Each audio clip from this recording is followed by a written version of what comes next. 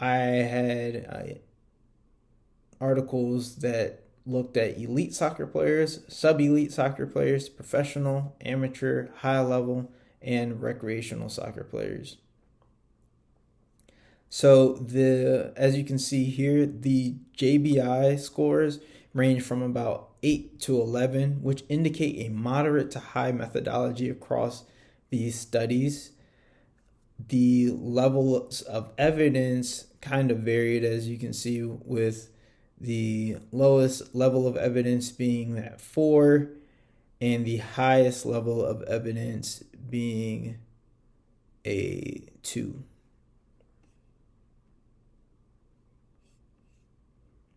So since,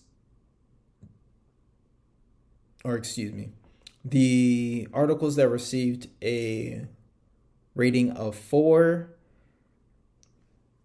are deemed cohort case studies, and it could possibly suggest that they were of poor quality in comparison to the other studies identified. Right, so now going on to my Prisma diagram. So there were a total of 674 publications that were initially identified, but 130 duplicates were removed, leaving a total of 544 publications. Out of these, 462 articles were excluded based on the information present in the abstract. Now then, after an in-depth review, an additional 56 articles were excluded following the application of the inclusion and exclusion criteria that I mentioned previously. So after that was implemented, another 11 articles were excluded, leaving a total of 15 articles included in the final analysis. So going into the outcome measures used.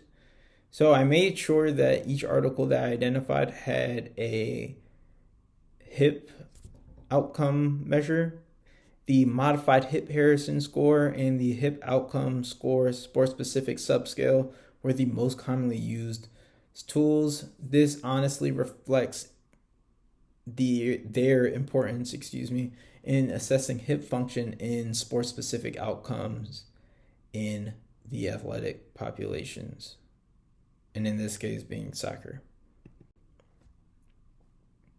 All right, so now going into going into the results of the study here. So I found that the average return to play time was found to be around 7.2 months, excluding the study by Dimitropoulou et al., which assessed the return to play time between two different forms of conservative care, which were standard outpatient PT and hydrotherapy. So the return to play time suggested by each study was added and then divided by the number of studies with a timeline identified, which was 12 studies, to get the average of 7.2 months. The shortest return to play time after hip arthroscopy was 4 to 6 months, as suggested by Pennock et al., Philippon et al. Pennock et al. 2016 and Philippon et al. 2007 and Nall et al. As well. The longest return to play time was recorded by Anari et al. At 17.8 months, with a standard deviation of 4.7 to 14.7 months.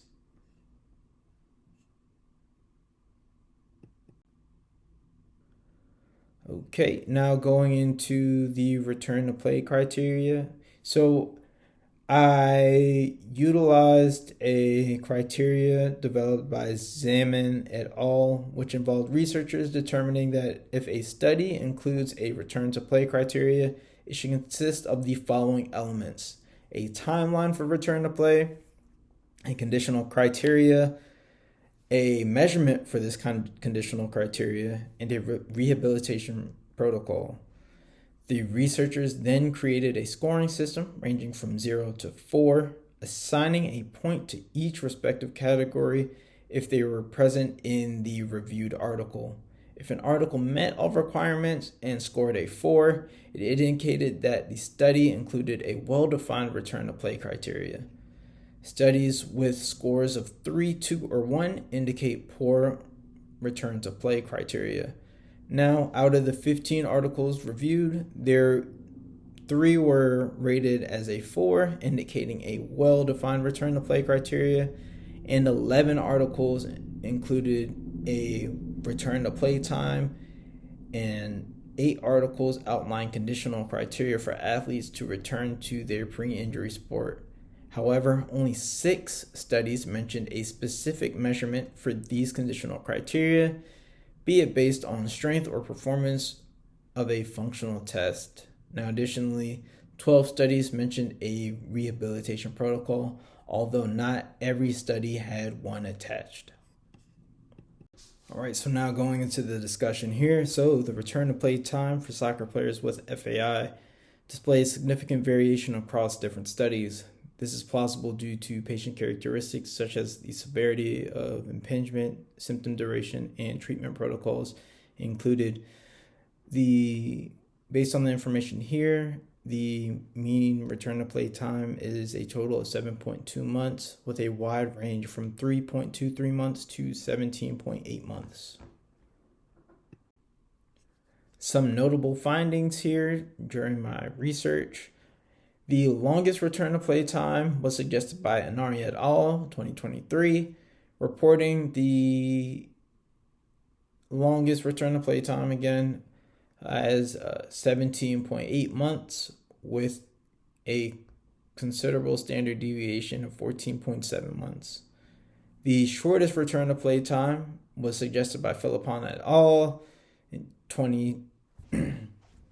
2007, who documented one of the shortest, like I said before, at an average of 12 to 16 weeks, approximately 3.23 months. All right, so now revisiting my PICO questions.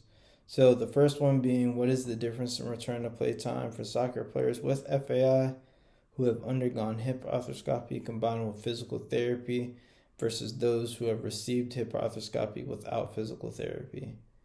Didn't find any articles that looked at soccer players that underwent hip arthroscopy without physical therapy. I don't think that's something that happens typically.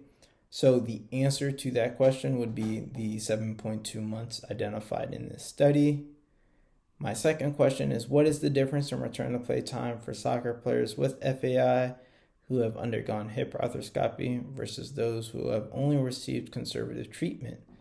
Now, interesting with this question here, if you recall me talking about the one study that looked at the control group utilizing a more typical standard form of physical therapy and the hydrotherapy based PT, it was found that the hydrotherapy based PT candidates actually return to play faster than the the more typical candidates. So those individuals return to play in 3.23 months as opposed to the more typical control group in that study. So it would be, the answer to that question would be a total of about 4 months there. Now, last question is, what is the difference in return to play time for soccer players with FAI who have received hip arthroscopy versus those who have received no form of treatment? Again, I didn't find any articles that talked about individuals returning to play without any form of treatment. So the answer for this question would be 7.2 months.